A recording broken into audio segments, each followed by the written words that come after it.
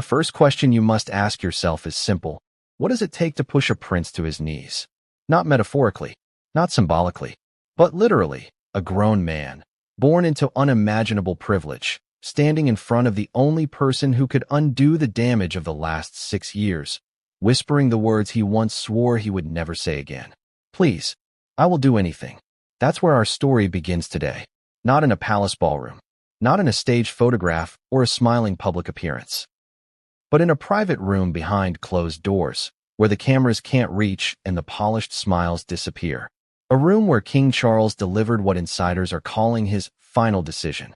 A decision so absolute, so irreversible, that it left Prince Harry stunned, hollowed, and desperate. Before we continue, please hit the like button, subscribe to the channel, and turn on the notification bell for updates. But here's the uncomfortable part we have to confront. The world has been told 100 different versions of this father-son feud. Some paint Harry as the wounded rebel. Others portray Charles as the cold monarch. But the truth, the real truth, is not only more complicated, it is far more devastating. And it all came to a breaking point in a confrontation so emotionally intense that one witness reportedly said, "This was the moment everyone knew. It was over." Let me ask you something directly. What would you do if the one person who shaped your entire life, the person who taught you how to walk, talk, wave, smile, suddenly looked at you and said it was too late? If you're thinking this sounds dramatic, wait. We're just getting started. Because behind the royal formalities, behind the carefully worded statements, behind the endless walls of PR spin, there's something far more human happening, something raw and painful. And for the first time, we're pulling back the curtain, piece by piece, so you can understand what led Harry to finally break his silence, and what pushed King Charles to his final, unforgiving decision. You're about to hear the timeline, the triggers, the warning signs, the moment the king's patience snapped, and the reason why Harry's last-minute plea wasn't enough. But let's slow down for a second, because before we reach that breaking moment, the story has to rewind. This downfall didn't happen overnight. This wasn't one fight. This wasn't one disagreement. This was a slow burn, a fuse that had been lit years ago. And no matter which side you're on, there's one fact we can't ignore. Both father and son reached this explosive final moment because of choices neither of them could take back. So let's go back. Not all the way to Harry's childhood. Not even to his exit from royal duties. The real origin of this fallout, the moment everything shifted into a direction no one could reverse, happened much more recently. In a moment so small at the time that most people didn't even notice it. A phone call. Just one phone call.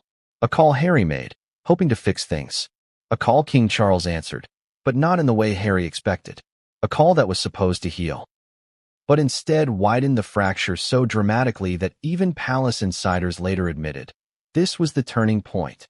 But here's where things get interesting. The public never heard about this call. Not one royal correspondent reported it. And even the people who knew it happened refused to talk about it, until now. Because if we're going to understand why Harry ended up in that room, pleading with the king, we must understand what pushed them there in the first place. And it begins with a contradiction, a painful, ironic contradiction. Harry believed reaching out would fix things. Charles believed the call came too late. Two men, two intentions, two realities. And neither one realized that their expectations were about to collide in the most damaging way possible. Let me ask you again. Have you ever apologized, believing it would open a door, only to discover the door had already been closed? That's what this story really is. Not a scandal, not a headline, but a door slamming shut, and a son realizing he no longer had the keys. And yet, this is not even the most shocking part. Because the king's final decision, the one that left Harry pleading, wasn't triggered by that phone call alone. There was something else. Someone else. A revelation only a few people inside the palace knew. And once you understand that hidden piece, the thing Charles learned just days before the confrontation, you'll understand why he believed he had no choice. But before we get there, we have to step into Harry's emotional world in the days leading up to that final meeting. He didn't walk into the palace with confidence. He didn't stride in with certainty or authority. Witnesses say he looked tired, lost, like he'd been awake half the night rehearsing what to say, unsure of whether anything could even be salvaged. Imagine that. A prince rehearsing words the way a student rehearses before a terrifying exam. That alone tells us everything. It tells us he already sensed the danger. He already felt the distance. He already feared the verdict. But the real question is, why now? Why did he wait until this moment to say the words, "I will do anything"? And why did King Charles decide that this time, unlike the many times before, he wasn't willing to compromise? These are the questions we're answering today. But let me warn you, the deeper we go, the more you'll realize that this wasn't just a clash of personalities. It wasn't just years of tension exploding. This was a collision of two worlds that could no longer exist together. A father torn between love and duty. A son torn between truth and regret. And the moment they stood across from each other, face to face, all the years of resentment, misunderstanding, and emotional distance crashed over them like a tidal wave. But the moment the king finally delivered his decision, that was something even Harry didn't see coming. The air in that room, according to insiders, was thick with tension. Not the kind you can break with small talk or polite gestures. This was the heavy, suffocating tension that comes from years of unspoken words, small betrayals, and moments that were never properly addressed. Harry, by all accounts, wasn't just pleading with his father. He was confronting the cumulative weight of every mistake he felt he'd made. Every headline that tarnished his name. Every leaked story, every media storm. Every misstep, real or perceived, that had driven a wedge between him and the very person who was supposed to be his anchor. And here's what makes this moment so devastating. He wasn't alone in feeling the pressure. Charles, now decades into a role that comes with immense responsibility, immense scrutiny, and immense expectations, was under pressure too. But unlike Harry, Charles had the power to enforce the finality of the decision. He could act with absolute authority. And in that room, he did. But this authority wasn't just political. It was emotional, too. Sources describe Charles's expression in that moment as calm yet icy, the way someone might stare at a fire that has finally burned everything they love. There's a metaphor there. Maybe Charles was staring at the flames of a relationship he once cherished, now reduced to embers. And those embers were all Harry had left to plead with. Now, let's pause for a second. Think about the phrase, "I will do anything." It's a phrase loaded with desperation, humility, and vulnerability. Imagine the man saying it. A man born into privilege, accustomed to influence and power, suddenly reduced to that raw plea. That is not a simple apology. That is a man confronting his own limits, recognizing that his usual tools, charm, influence, visibility, are useless here. None of them can sway this moment. And what makes it even more poignant is what came before. The weeks leading up to this confrontation were described as a psychological battlefield. Harry, we're told, spent countless nights pacing, replaying past events, and trying to anticipate his father's reactions. Every word, every inflection, every gesture was calculated to appeal to Charles's humanity. Yet, insiders say, even with the perfect preparation, the result was uncertain. You may be asking yourself, why now? Why did it take so long for Harry to confront this moment of reckoning? The answer is layered. Part of it was hope. Hope that time would heal the wounds, that reconciliation could happen organically. Part of it was fear. Fear of rejection, of humiliation, of realizing that no matter what he did, some bridges may never be rebuilt. And part of it, perhaps most tragically, was stubbornness. A stubborn belief that if he could just reach the right words, the right emotion, the right expression, he could turn the tide in his favor. But that's not how it works when you're dealing with a king. Authority carries weight that goes beyond familial love. And when Charles finally made his declaration, the final decision that Harry would later describe as "it's over," it wasn't merely a refusal. It was an assertion of boundaries, a line in the sand drawn not in anger, but in resolve. And yet, even in the face of such finality, Harry persisted. Because there is a strange alchemy in desperation. It can break down walls. It can expose truths that politeness and pride often conceal. And in those moments, we see not a prince in a palace, but a human being, flawed, vulnerable, and reckoning with his own limitations. Here's something few people know. The room where this confrontation happened wasn't empty. Not entirely. According to multiple sources, a trusted aide was present, standing discreetly, ready to intervene if the situation escalated. Yet the aide, by all accounts, did nothing to interrupt the emotional exchange. Perhaps they recognized that this was not a battle that could be mediated, only witnessed. And what they witnessed was a son confronting a father in a way that few would ever dare. Now, let's consider the stakes. For Harry, this moment was about more than reconciliation. It was about legacy, identity, and belonging. Every plea, every tear, every whispered word carried the weight of years of exile from his own family narrative. He was fighting for acceptance, but also, perhaps, for a sense of justice, a hope that the mistakes of the past could somehow be forgiven, or at least acknowledged. For Charles, the stakes were equally high, but different. His role as monarch is defined not just by affection, but by duty, duty to the institution, duty to the family, and duty to history. Every choice he makes is scrutinized, every hesitation dissected. When he reached his final decision, it was a decision shaped by decades of experience, counsel from advisors, and perhaps the painful recognition that some fractures cannot be mended by words alone. And yet, in that room, all of that authority met raw, unfiltered emotion. It met a man on his knees, pleading with a voice that carried desperation, shame, and longing. "Please, I will do anything." It's a scene that captures the paradox of power and vulnerability. One man wields authority and certainty, the other wields emotion and hope. And the collision between these forces is what makes this story not just news, but a human drama of Shakespearean proportions. But there's another layer to consider. The world outside the palace walls was not waiting quietly. In the digital age, where headlines and leaks travel faster than the conversations they report on, every moment in that room carried the potential for public exposure. And while no cameras were present, the stakes of perception, rumor, and narrative were omnipresent. Every gesture, every word, every pause was significant, and every detail would later be analyzed, dissected, and speculated upon by millions. Now, I need to ask you, have you ever had a conversation you knew would change everything, but you weren't sure whether you could survive the outcome? If you have, you can begin to understand the weight Harry carried that day. And if you haven't, imagine standing face to face with the person whose opinion of you matters more than anyone else's, and realizing that whatever you say, whatever you promise, may not be enough. That's the scene we are entering now. A room heavy with unspoken grievances, historical disappointments, and the quiet devastation of dreams that may never be realized.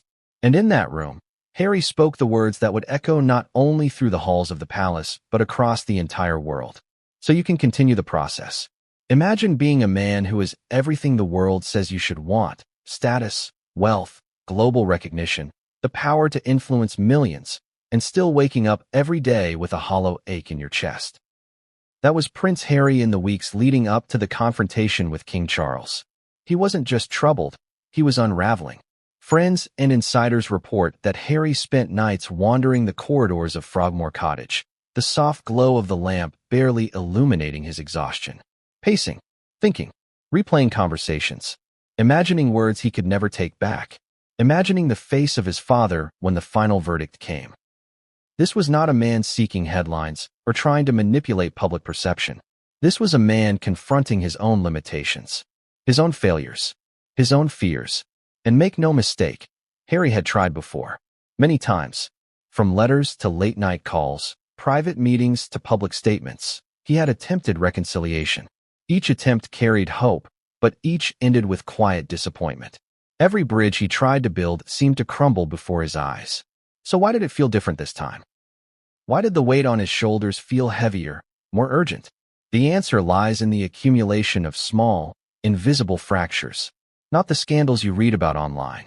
Not the public feuds splashed across tabloid covers. These were private fissures.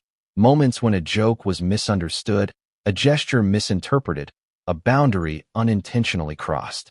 Over time, these tiny cracks grew into a canyon that neither father nor son could ignore. Sources close to Harry describe him as almost haunted. Haunted by memories of childhood discipline, by the pressure of expectations he could never meet, by the realization that no matter how he tried to assert independence, some part of his life would always be judged through the lens of royalty. There is a curious, almost tragic irony here. For a man who spent much of his life under the scrutiny of millions, the scrutiny that terrified him most came from the man standing across the room, his father. And that scrutiny was not just a glance or a passing judgment. It was a lifetime of observation, layered with history, tradition, and expectation. Charles didn't just see Harry as a son. He saw him as an extension of the monarchy, a custodian of a legacy, a symbol of family and duty. And when that symbol faltered, when that extension acted outside the expected parameters, it was not merely personal. It was emblematic of a failure to uphold centuries of tradition. Now, put yourself in Harry's shoes. Imagine carrying the weight of public opinion, media scrutiny, and royal expectations on top of the private, unspoken judgment of the one person whose approval mattered most. It's crushing. It is here, in this state of pressure and fear, that Harry reached a breaking point. And breaking points rarely announce themselves. They arrive quietly. They creep up in sleepless nights, in moments of self-doubt, in fleeting flashes of anger or regret. For Harry, the breaking point had been building for years, fed by whispers, misunderstandings, and the relentless march of consequence. But the trigger, the catalyst that pushed him over the edge, came not from a global scandal, not from a headline, but from a single realization. That time was running out. Not just time to repair the relationship, but time to save his own sense of self. Harry had been measuring his life against a standard he could never fully reach.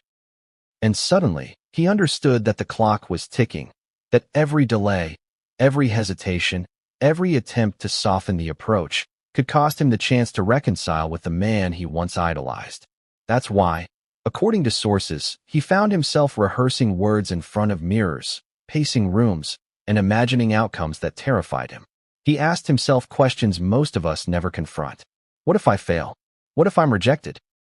What if I've already crossed a line that cannot be uncrossed? And then came the emotional collapse. Because as much as he tried to steel himself, Harry was human, vulnerable, flawed. And the realization that the confrontation with his father might be his last chance, that it might be final, left him with a gnawing desperation that he could not disguise. We often hear about pressure in the lives of the famous or the powerful. But this was not the kind of pressure that comes from expectations of wealth or fame. This was the kind of pressure that comes from love, responsibility, and the fear of losing what cannot be replaced, family. And for Harry, family was everything. Yet, paradoxically, it was also the source of his deepest pain.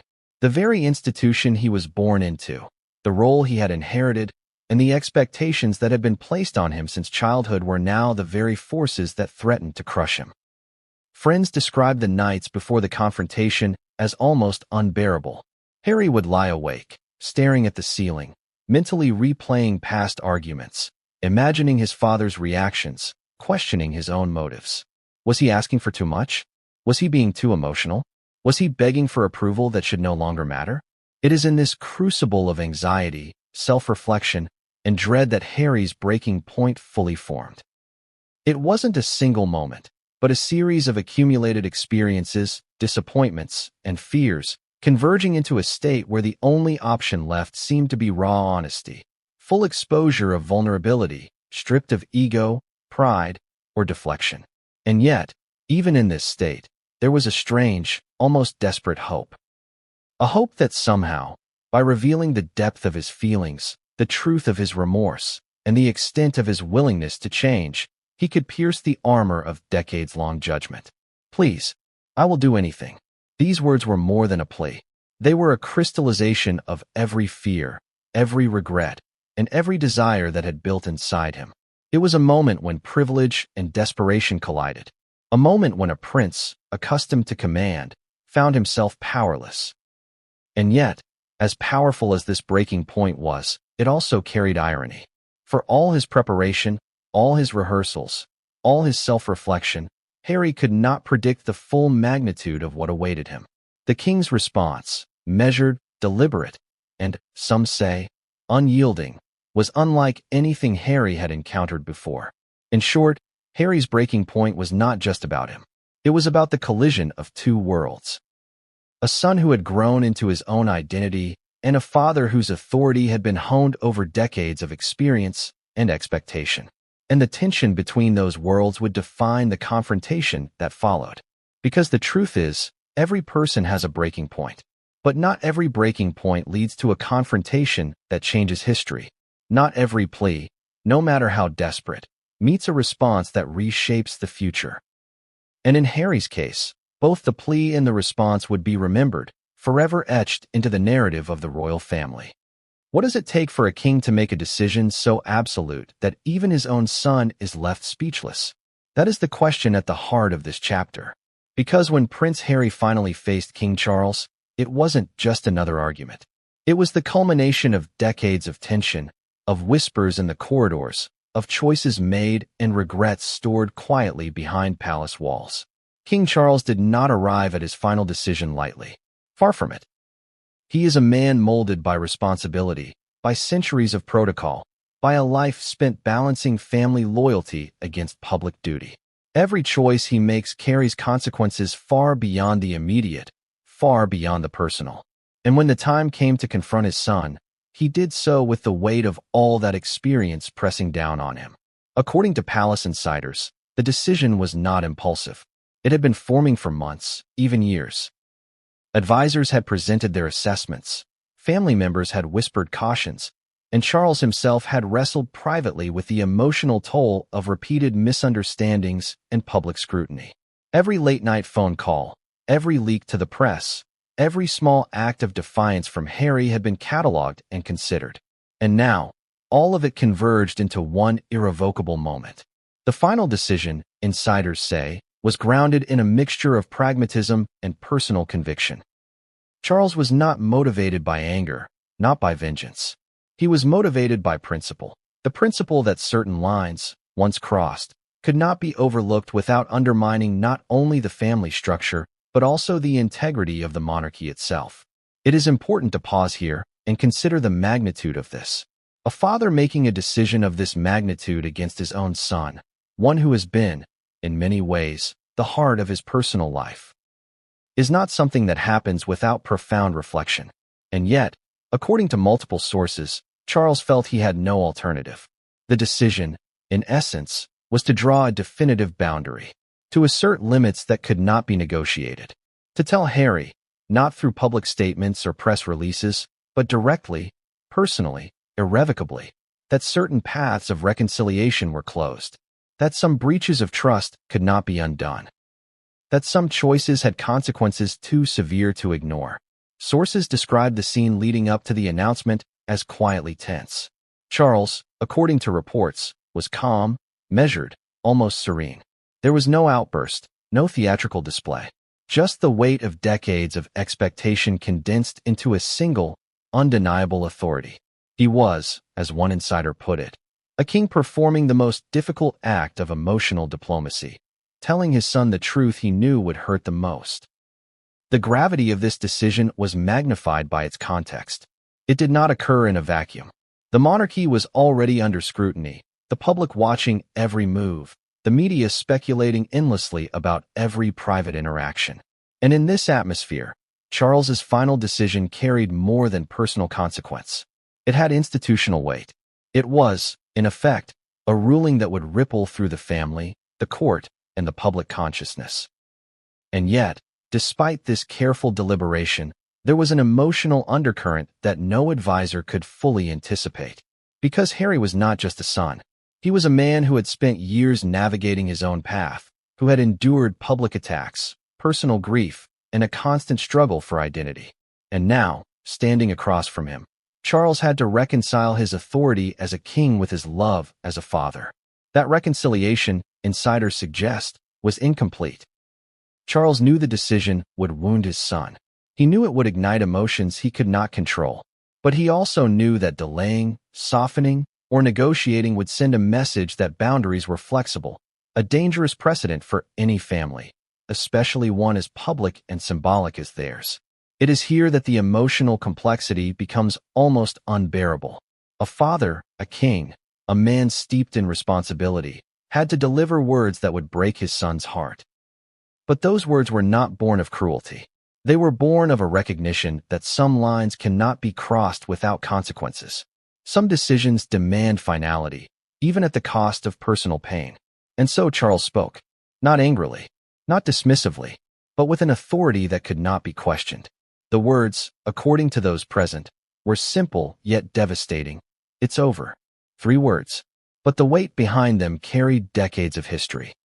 All the arguments, all the disappointments, all the unresolved tensions, they coalesced into that moment, leaving Harry reeling.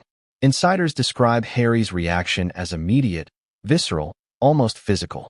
He had anticipated disagreement. He had prepared for resistance. But the finality of those words struck him in a way nothing else could. He felt the culmination of every regret, every fear, every misstep pressed down on him. And in that moment, the carefully constructed persona he had maintained in public, the confident, composed prince, shattered. But even in this devastation, there was an instinctive response. Harry, sources report, did not retreat silently. He did not accept the judgment passively. Instead, he leaned into the vulnerability he had cultivated, the desperation that had built over weeks and months, and he spoke the words that would be remembered. Please, I will do anything. It is here that the story deepens, that the emotional stakes reach their apex. Because these words were more than a plea. They were a crystallization of years of regret, a manifestation of the hope that even now, at the edge of finality, reconciliation might be possible. Yet Charles, according to insiders, remained resolute. The king's response was not a snap judgment, nor was it delivered in anger. It was deliberate, measured, and unyielding. A reflection of his belief that certain breaches, once made, cannot be simply forgiven. And this is where the tension becomes almost unbearable.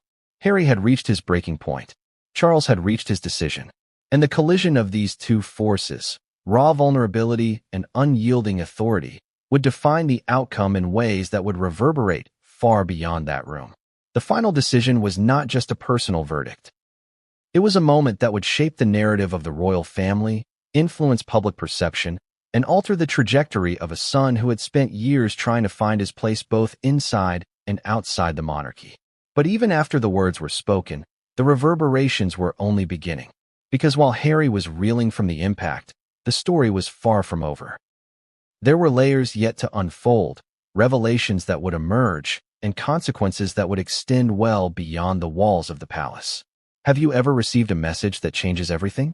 Not a casual text, not a simple note. A message that redefines your understanding of people you thought you knew and forces you to confront truths you weren't ready for. That's exactly what happened to Prince Harry in the days before the confrontation with King Charles. It started innocuously enough. A notification on a phone, an email ping, a message that seemed routine at first glance. But the content, when he read it, was explosive. It revealed information Harry was never supposed to know.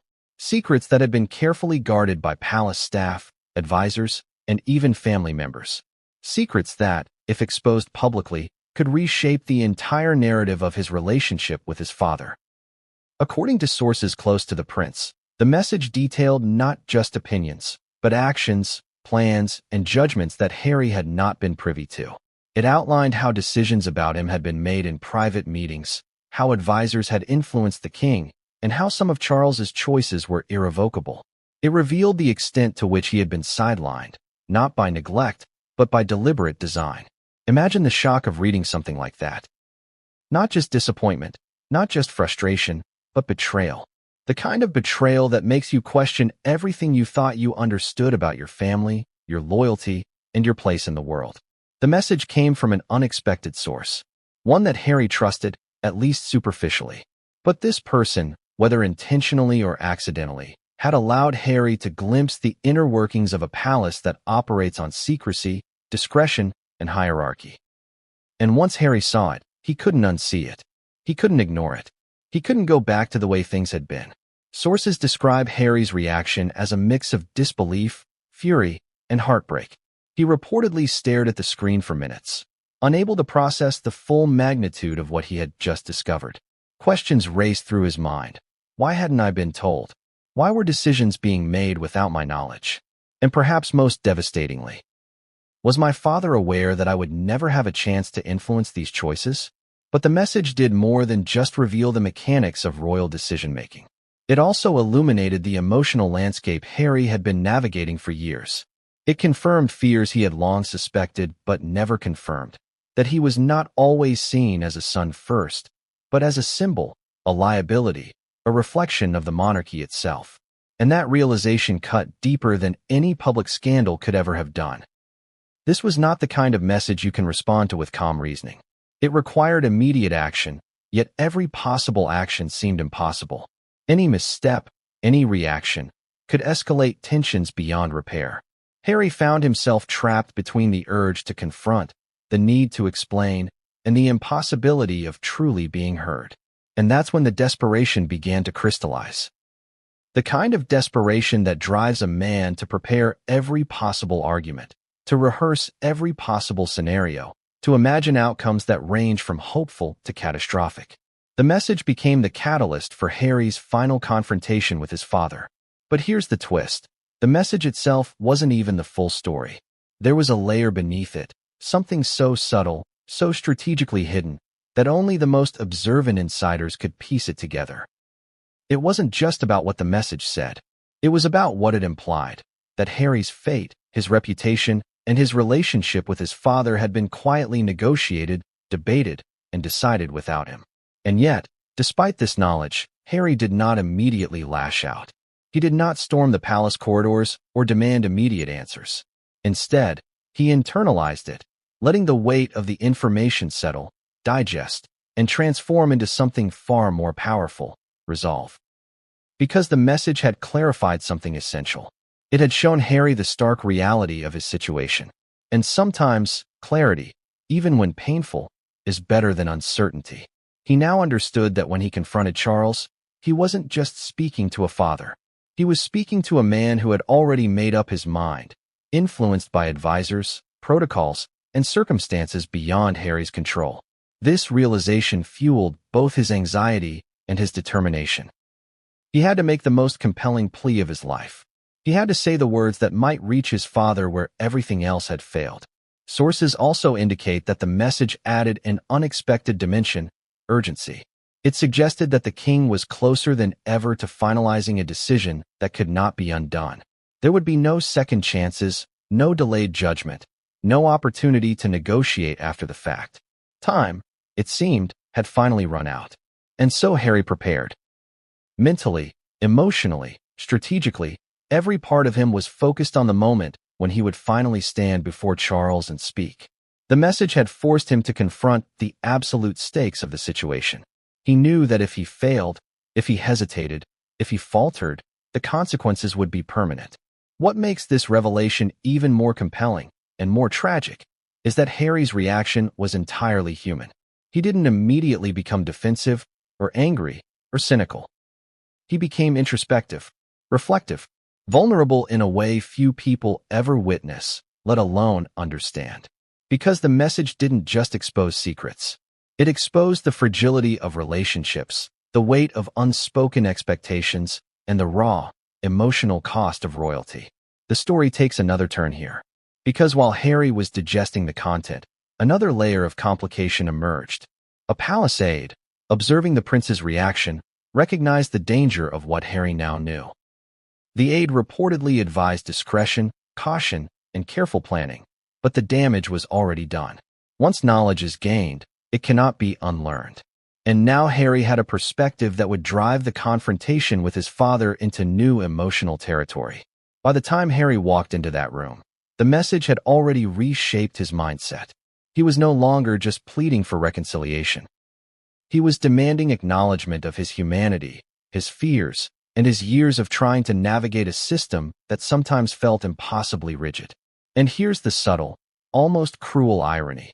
The message that empowered him to confront his father also heightened the stakes. Because Charles, unaware that Harry had this insight, approached the conversation with the expectation that it would be a standard appeal, perhaps emotional, perhaps apologetic, but not informed by the intimate, behind-the-scenes knowledge that Harry now possessed. This imbalance, the unseen advantage Harry carried, paired with the king's unyielding authority, created a dynamic that was explosive, unpredictable, and emotionally charged. Every word spoken, every glance exchanged, Every pause in the conversation carried the weight of hidden knowledge and irreversible decision-making. The message Harry was never supposed to see, therefore, was more than a revelation. It was a trigger, a catalyst, a lens through which every subsequent interaction would be colored. And as Harry stood in the palace, preparing to speak, that message lingered in his mind like a shadow, shaping his words, his tone, and his desperate strategy. And when he finally spoke, when he uttered the words, "Please, I will do anything," he did so with the full force of that hidden knowledge, carrying not just the weight of his own emotions, but the explosive truth of secrets he was never meant to uncover. The moment Harry stepped into Clarence's house, it was as though the air itself had thickened. The grandeur of the historic building, the polished halls, and the weight of centuries of monarchy seemed to amplify every heartbeat, every whispered thought, every unspoken tension between father and son. This was not just a room in a palace. It was a theater of history, of duty, and of expectation. Every surface carried echoes of conversations long past, of decisions that shaped a nation. And now, it would witness a confrontation that insiders say was one of the most emotionally charged in modern royal history. Harry's footsteps were quiet but deliberate. Sources describe him as tense, almost rigid, yet carrying a simmering intensity that could not be concealed. This was a man who had rehearsed every scenario, contemplated every response, and yet knew that no preparation could truly capture the magnitude of what was about to unfold. And there he found Charles, calm, collected. The image of a king, meticulously composed, yet carrying an aura of unyielding authority that made it impossible to misinterpret his intentions. To outsiders, it may have appeared as a controlled meeting. To those present, it was a collision of two worlds, a father bound by duty and a son bound by desperation. The conversation began not with anger, not with accusations, but with silence.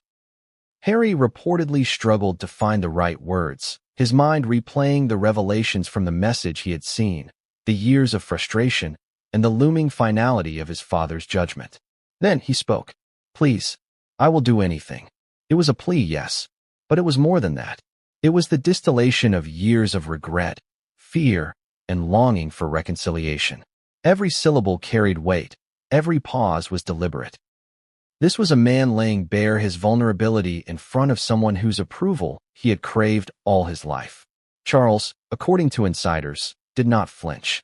He listened, he absorbed, and then, with a calmness that belied the emotional storm swirling around them, he responded, not with condemnation, but with a measured explanation of his decision.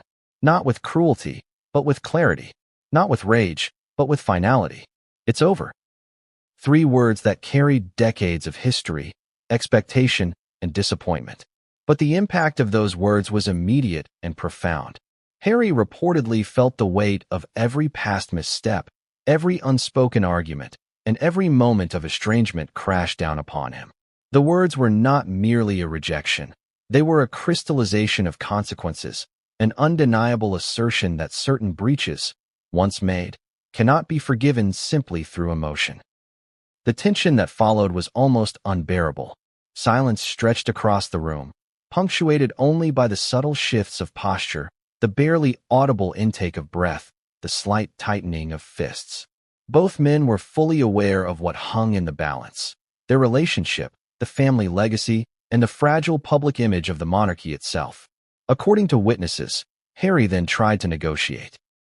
He spoke not just of his love for his father, but of his regrets, his intentions, and his willingness to make amends. He reminded Charles of shared memories, of times when they were closer, of bonds that had once seemed unbreakable.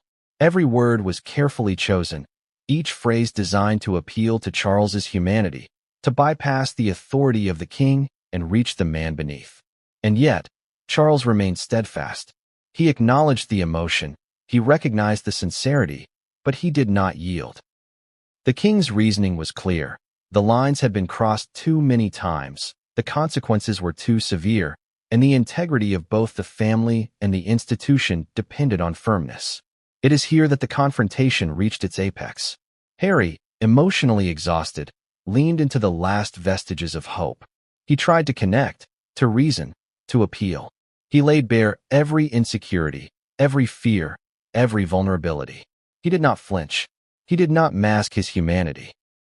And yet, for all his effort, Charles's response remained the same: measured, deliberate, unyielding. Observers note that the emotional intensity in that room was almost tangible. You could feel it, they said. The weight of unspoken grievances, the pressure of expectations, and the historical magnitude of their positions all combined to create a moment that was nearly unbearable. Every glance, every gesture, every pause carried layers of meaning that words alone could not capture. And then came a subtle shift. Charles, recognizing the emotional toll on his son, allowed a moment of acknowledgement. A brief nod, a slight softening of expression, an unspoken recognition of the struggle Harry had endured. It was not reconciliation, but it was an acknowledgement, a small, human moment in the midst of formal finality. But this concession, as small as it was, only intensified the stakes. Harry, fueled by the acknowledgement yet aware of the unyielding nature of his father's decision, pressed further. He tried to bridge the gap between plea and authority, between vulnerability and duty. He spoke of loyalty, of sacrifice, of the desire to repair what had been broken. And yet, despite the depth of his emotion, Charles remained unwavering. His final decision, sources confirm, was rooted in principles that transcended personal feeling. The king understood the fragility of trust, the necessity of boundaries, and the importance of clear lines in preserving both family integrity and institutional stability. It is here that the confrontation at Clarence House becomes more than a private exchange. It becomes a lesson in the collision between authority and emotion, between legacy and personal desire, between expectation and reality. It is a moment that forces us to confront the uncomfortable truth. Sometimes, love is not enough. Sometimes, emotion cannot override consequence. And for Harry, that truth was devastating. It struck him not just as a son confronting a father, but as a man confronting the limits of his own influence, the boundaries of forgiveness, and the finality of decisions he could no longer control. The room, observers say, fell into a tense silence after the exchange. Neither man spoke for what felt like an eternity. The weight of history, expectation, and emotion hung in the air, pressing down with a nearly physical force. And yet, despite the finality, the confrontation was not devoid of hope. Charles's acknowledgement, brief though it was, offered a glimpse of understanding, a recognition of human vulnerability, and a reminder that even in moments of irrevocable consequence, empathy can exist alongside authority. But as Harry left Clarence House that day, sources report that he was profoundly changed. Not merely by the words spoken, but by the magnitude of the encounter, the finality of the decision, and the realization that some things, no matter how desperately we wish otherwise, cannot be undone. The confrontation at Clarence House ended, but the storm it unleashed was only beginning. Harry stepped out into the crisp air, the echo of his father's words, "It's over," still ringing in his ears. The weight of that moment was suffocating, a mixture of grief, regret, and a sense of finality that he could not shake. For days afterward, insiders report, Harry was almost entirely withdrawn. He avoided public appearances, retreated into private spaces, and spent hours alone, walking the gardens, reflecting on what had transpired. This was not the quiet solitude of contemplation. It was the heavy, almost punishing solitude of a man grappling with the consequences of a final decision that affected not only his personal life, but also the broader narrative of the royal family. Friends close to the prince describe him as haunted during this period. His usual humor was muted, his interactions cautious, and his thoughts increasingly preoccupied with what had been lost. The isolation was both physical and emotional. A self-imposed exile from a world that had never truly understood the depth of his struggle. And yet, amid this isolation, reflection began to take shape. Harry reportedly revisited the key moments of his life, the decisions that had led him to this point, and the patterns of behavior that had strained his relationship with his father. He scrutinized not only his own actions, but also the complex dynamics of the family, the pressures of the institution, and the ways in which public perception had influenced private relationships. This period of reflection was both painful and illuminating. Harry confronted truths he had long avoided. That he had acted impulsively at times, that pride had gotten in the way of reconciliation, and that even his most sincere gestures of love and apology could not always erase the impact of past mistakes. But reflection also brought clarity. Harry realized that he had a choice: to remain trapped in regret, or to transform his pain into understanding and action. Sources suggest that he began to formulate a plan. Not to undo the king's decision, which was final, but to navigate the path forward with as much dignity, integrity, and self-awareness as possible. Yet, isolation is a double-edged sword. While it provided space for introspection, it also amplified feelings of loneliness, rejection, and helplessness. Harry reportedly struggled with sleep, experiencing nights filled with racing thoughts and vivid memories of past confrontations. The absence of immediate guidance, the lack of familial reassurance, and the unrelenting pressure of public scrutiny created a mental and emotional crucible in which every decision felt momentous and every emotion intensified. Adding to this complexity was the media. Rumors, speculation, and leaks began circulating almost immediately after the Clarence House confrontation. Headlines questioned Harry's character, his motives, and his relationship with his father. Insiders report that Harry, who had spent years navigating media storms, now felt exposed in a way he could not control. The combination of public scrutiny and personal grief created a perfect storm of pressure. And yet, amidst this turmoil, there were moments of unexpected insight. Harry reportedly began to appreciate the resilience he had developed over years of challenges. He recognized that while he could not change the past, he could influence the narrative moving forward. He could control his responses, his actions, and the ways in which he engaged with both family and public life. This realization was pivotal. It marked the beginning of a subtle transformation, from desperation to deliberation, from pleading to strategic reflection, from reactive emotion to considered action. Harry's isolation, though painful, became a crucible in which he refined his understanding of himself, his family, and the institution he had once struggled to reconcile with. Friends describe him as increasingly introspective during this period, often jotting notes, recording thoughts, and revisiting key conversations in his mind. It was as if he were cataloging every nuance, every detail, every emotional beat, preparing himself for future interactions and seeking to understand the broader implications of the king's final decision. But isolation also brought vulnerability. Harry reportedly confided to a few trusted aides that he felt a profound sense of loss. Not only of the relationship he had hoped to repair with his father, but also of the sense of belonging he had once assumed was guaranteed by birthright. This loss was compounded by the recognition that reconciliation, if it were to occur, would require patience, humility, and acceptance of circumstances beyond his control. And yet, even in the midst of this vulnerability, there were glimmers of determination. Harry began to consider ways to redefine his role, not just as a member of the royal family, but as a man who had endured public scrutiny, personal challenges, and profound emotional trials. He contemplated his responsibilities, his legacy, and the ways in which he could assert agency over his own life, despite the constraints imposed by the king's decision. Insiders also report that Harry began a process of emotional inventory, cataloging both his regrets and his accomplishments. He revisited moments of courage, resilience, and compassion, seeking to remind himself of his inherent worth and the values he wished to carry forward. This introspective work, though painful, laid the foundation for the decisions he would make in the weeks and months to follow. Yet, despite these efforts, the shadow of the confrontation lingered. Every call, every meeting, every public appearance carried the memory of the king's words. The phrase, "It's over," was not just a declaration.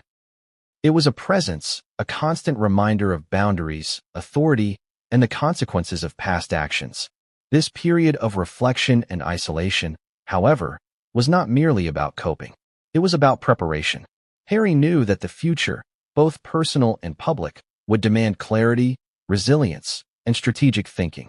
He understood that he could not undo the past, but he could shape the narrative moving forward. He could decide how to respond, how to act, and how to reclaim a sense of agency in a situation that had, until now, felt overwhelmingly beyond his control. And here's the paradox. Isolation both magnified his vulnerability and strengthened his resolve. The very solitude that exposed his fears also provided the space to confront them, understand them, and transform them into deliberate action. Harry's heartbreak became a lens through which he could see both the fragility and the resilience of human relationships, the weight of authority, and the power of emotional truth. But as sources warn, this was only the beginning. The confrontation, the message, and the period of reflection had set the stage for events that would escalate far beyond the private confines of Clarence House. The ripple effects of the king's decision and Harry's emotional response would soon manifest in ways that no one, not the palace, not the public, not even Harry himself, could have fully anticipated. In the weeks following the Clarence House confrontation, Prince Harry found himself navigating a world more complicated than any he had encountered before. The palace, always a theater of protocol, tradition, and discretion, now became a maze of subtle alliances and hidden tensions. Every corridor, every staff member, every casual glance carried significance, a silent code of power, loyalty, and influence that Harry had to decode quickly. For someone in Harry's position, this was both familiar and alien. He had grown up understanding the importance of discretion, the subtleties of royal communication, and the unspoken rules of etiquette.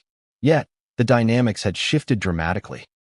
The confrontation with Charles had altered perceptions, and Harry quickly realized that he could no longer rely solely on established relationships or prior goodwill. Allies became essential. Trusted aides, loyal friends, and sympathetic insiders formed a network of support that Harry leaned on heavily.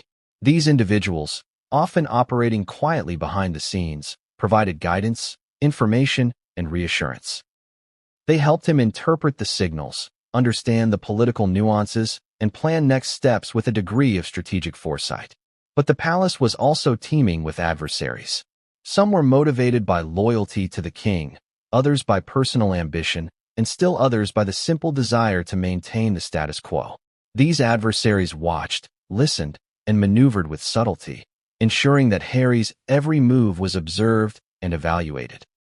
Every decision he made carried implications not just for himself, but for the broader hierarchy of influence within the royal institution. Navigating this intricate web required a combination of emotional intelligence, strategic insight, and sheer resilience. Sources report that Harry spent hours studying patterns of behavior, interpreting informal communications, and understanding which alliances could be relied upon in moments of crisis. He learned to read not only words but also tone, gesture, and context, the hidden language of palace life. Humor, which had always been a hallmark of Harry's personality, became a subtle tool.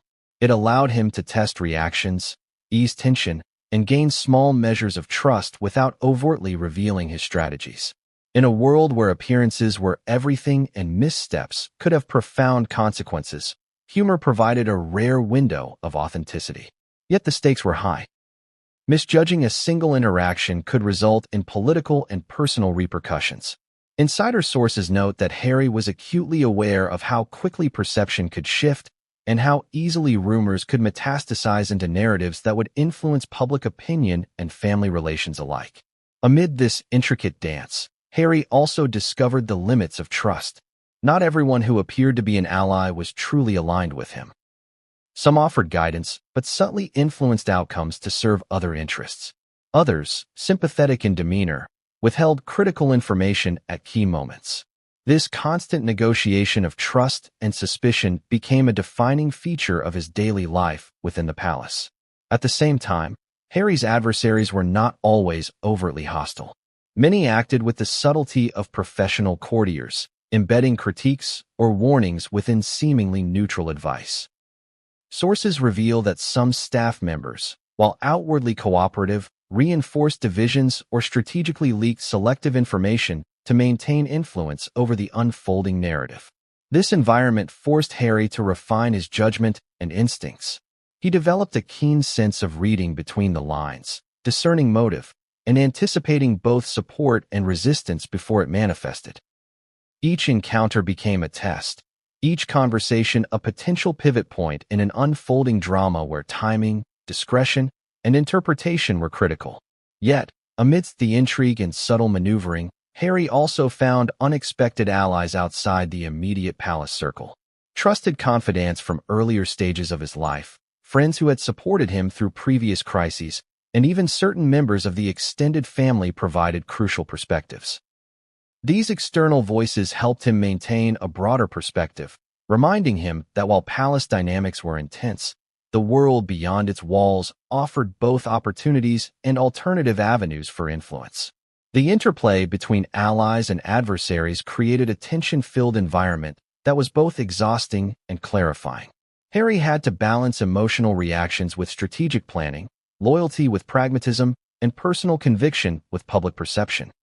Every decision carried dual weight, the immediate consequence and the potential ripple effect across family dynamics and media narratives. It is here that the subtle power of narrative comes into play.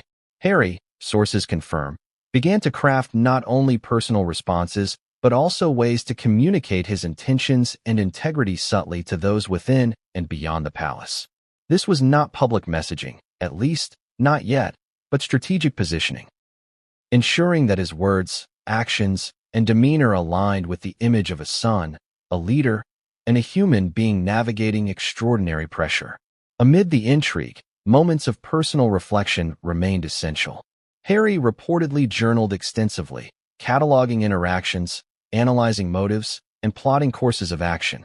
This process provided a sense of control, a structured way to process the emotional chaos, and a means to translate vulnerability into strategic insight. Yet the palace's subtle adversarial dynamics also had psychological consequences. Harry experienced heightened stress, moments of self-doubt, and the almost physical sensation of being scrutinized from all directions. Insider accounts describe him as oscillating between confidence and apprehension, emotional openness and guarded calculation. The challenge was not simply to act, but to act wisely under immense pressure, knowing that every move could shift alliances, provoke adversaries, or escalate tensions.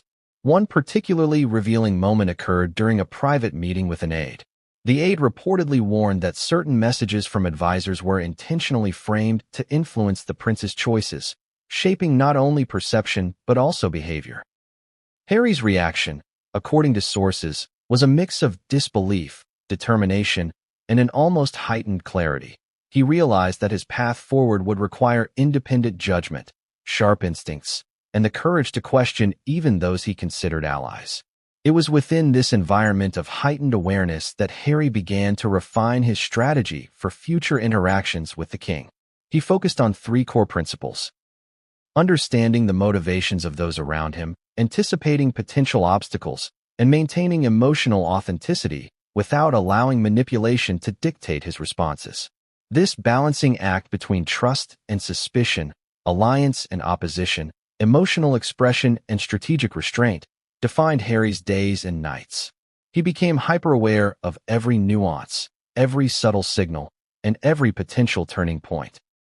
This was a man navigating a complex web of loyalty, influence, and familial duty, where miscalculation could have profound consequences. Yet, even amidst the tension, Harry's resilience shone through. He found strength in reflection, in small victories, and in moments of clarity. Every carefully navigated interaction, every successful reading of intent, every subtle victory and influence reinforced his sense of agency and purpose. And just when he began to feel some measure of control within this labyrinth of palace intrigue, a new development emerged, one that would complicate everything, challenge his strategic planning, and test both his emotional fortitude and his capacity to navigate influence at the highest levels. Just when Prince Harry thought he had grasped the rhythm of palace life post-confrontation, an unexpected development shook his carefully calculated world. It arrived quietly, almost imperceptibly at first, in the form of a message, a conversation, and then, ultimately, a direct intervention from someone few had anticipated. The palace, with all its rigid protocols and invisible hierarchies, is never a place of complete surprise, or so Harry had believed. Every action, every movement, every decision is influenced by decades of precedent.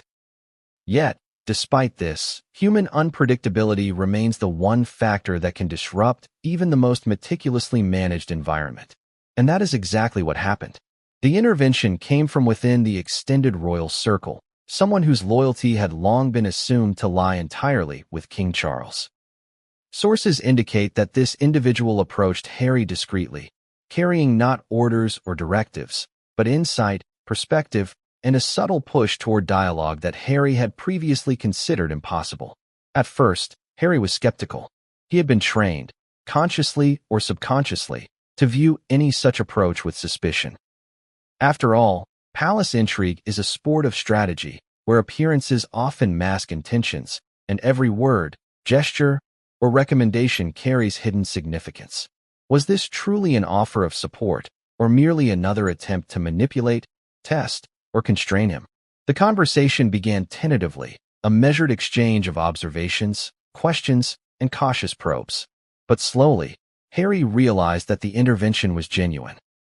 It was not an attempt to override his agency, nor a covert strategy to further marginalize him. Instead, it was a deliberate act to provide clarity, to illuminate blind spots, and to empower him to navigate a complex situation more effectively. What made this intervention remarkable was not merely the source, but the timing. It arrived precisely when Harry was grappling with both isolation and reflection immediately after the confrontation with King Charles. He was at a crossroads, emotionally, strategically, and publicly. And in that moment, the intervention became a fulcrum on which the trajectory of his next steps would pivot. Sources describe the advice and guidance offered as nuanced, precise, and occasionally brutally honest. It did not sugarcoat the king's position, nor did it suggest that reconciliation was guaranteed.